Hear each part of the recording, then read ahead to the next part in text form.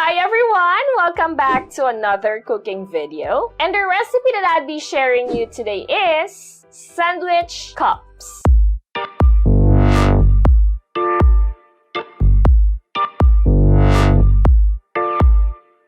Yes, that's right. So today we will try to bring our usual sandwich to a different level. So I've seen a lot of videos like on TikTok and on YouTube. This is one of the popular crazes, like they're making sandwiches into beautiful cups. So instead of our usual or regular boring ham and cheese or egg and cheese sandwich, we will try to turn them into beautiful sandwich cups. If you find this interesting, please keep on watching. Here are the ingredients that you need.